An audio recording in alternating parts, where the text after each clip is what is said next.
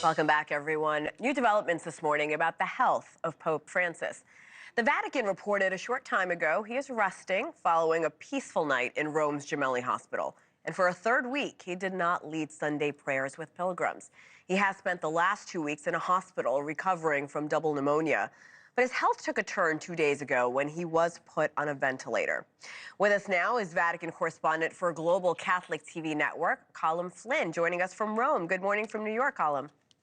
Hena, it's great to talk to you. A very good morning from the Eternal City. Thank you so much. So good news, Pope Francis had a peaceful night. You have details on the medical attention he's receiving. What else are you learning this morning?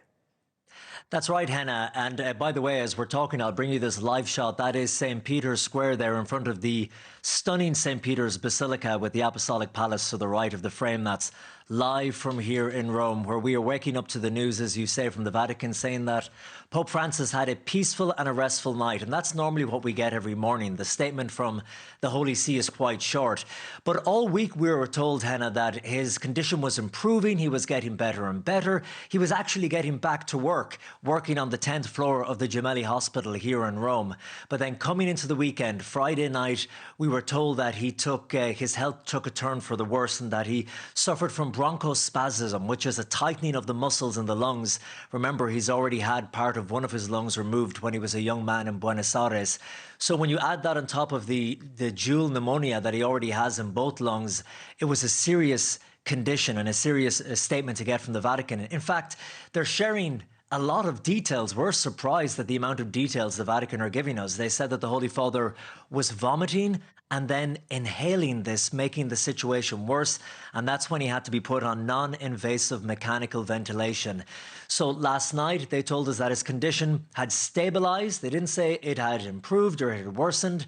They said the Holy Father has stabilized. He's still alternating between the high flow oxygen, so receiving oxygen through the nose, through the pipes, and then using an oxygen mask to breathe as well. So it's a concerning time. He didn't suffer from any bronchospasm yesterday. They said that his white blood levels were normal. If they were at an elevated level, that would mean the body, normally would indicate that the body's fighting an infection. So we're surprised at the amount of details that they're giving us, but it's welcome because we can see day by day just how the Holy Father is getting on. And don't forget, this is now 17 days in hospital. This is the Pope's longest stay in hospital since he became Pope in 2013. What do we know about his health and spirits this morning, Colm? We're told actually all the way through that his spirits are doing quite well. Now, Pope Francis is a worker and he is a fighter. He's always been that way.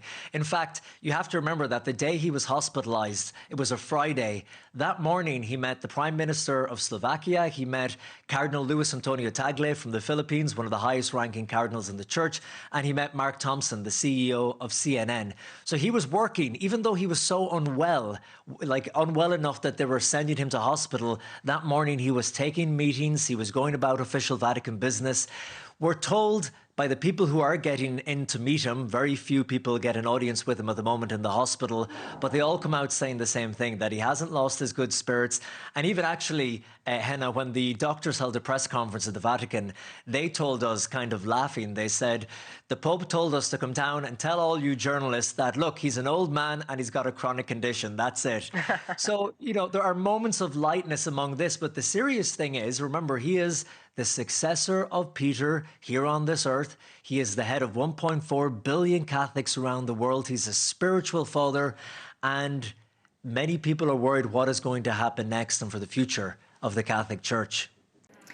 Thanks for watching. Go to joinnn.com to find NewsNation on your television provider. And don't forget to click the red subscribe button below to get more of NewsNation's fact-driven, unbiased coverage.